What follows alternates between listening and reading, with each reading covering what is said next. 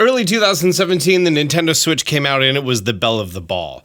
But here we are over 7 years later, and honestly, there's very rarely an accessory that catches my eye that I'm like, oh, what is this? Till I came across this fun thing called the Orion Gaming Display. And this essentially is just going to make your Nintendo Switch into an enormous Nintendo Switch.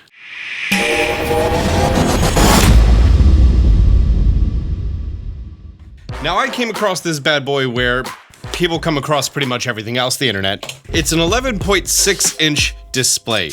Now, the Nintendo Switch, while it's a 6.2-inch screen, that means it measures 5.4 by 3 for a total of 16.2 square inches.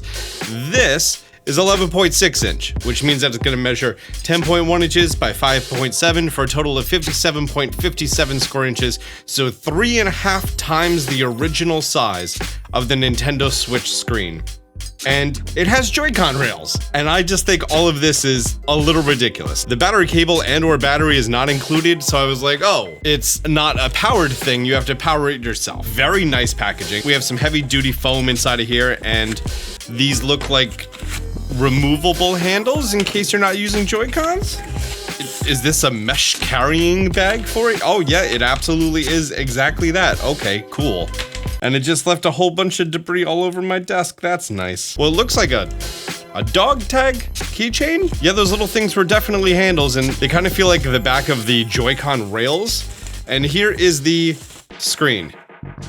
Okay, this is very plasticky. It honestly feels pretty safe. Now, there's a lot to unpack here. I mean, not physically, it's already unpacked, but what it is. I'm gonna look at the manual in a minute. On the back, we have this fun little lever that pops up, and does this come all the way open? Yeah.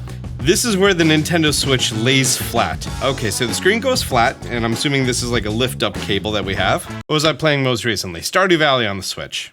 You know, the best video game of all time. That's still being updated. Now we go ahead and we dock it in here face down. The sound is still coming out of the Switch because this thing is not powered yet. We close it up, nice and snug. Over here on the right, we have a USB-C and an HDMI. Is the HDMI like a pass-through? Is it a splitter? This is what looks to be a massive kickstand rest, and it's very sturdy feeling.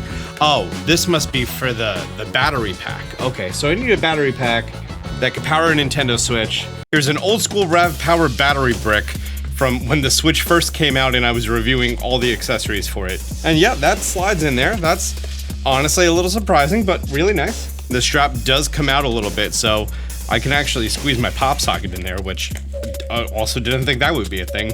All right, yeah, that is very snugly in there. Unfortunately, my battery pack is just slightly too thick for these straps to close down. Oh, I hit the power button. The battery pack is on. And there we go. That is my Nintendo Switch screen. And we have Joy-Con rails that are right over here. I don't know if this is charging or anything. I don't think you fully understand how enormous this thing is. Here I am holding a Nintendo Switch, regular size, right? And here is this thing. It is absolutely enormous. I mean, the fact that I'm still holding the Joy-Cons, it legitimately feels like I am playing on a Nintendo Switch that's just so much more large. We also have a film on top of here. I could go ahead and peel that back.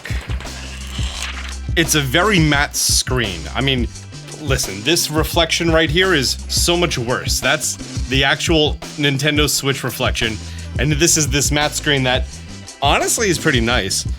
Are there settings to make this screen any brighter? Oh yeah, they're definitely, okay, this is just like a very simple monitor inside of a shell. We have a little bit more brighter as an option.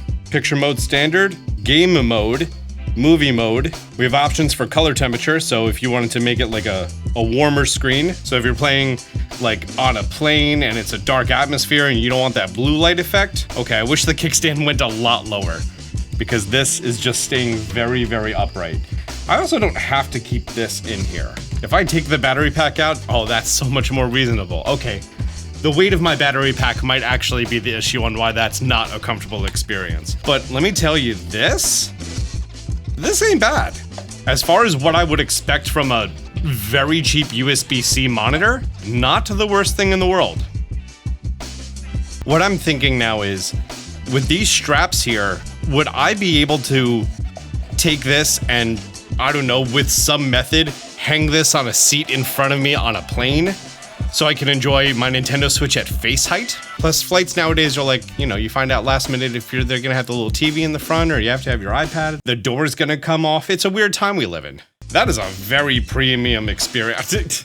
It is so large, it's hard for me to capture it on screen, because like, for me to hold it at Switch height, it is so close to my face. I want to hold it at proper arm's length. The screen does look a little blurry. I don't know if this is 720 or 1080. If I had to guess, it's either a 720 screen or the pixel density is a little rough to be that large of a screen that close to your face. And my next question was, oh yeah, there's even a headphone jack back here. Right here. So if you wanted to pass through the headphone, you could do that. Can I sit in the other chair in my room that you've seen forever and I've never sat in? Is this gonna be a comfy experience? Oh, this is nice. I don't mind this. The game looks so blurry. Stardew Valley looked a lot better. I have a volume rocker on the top, which is nice.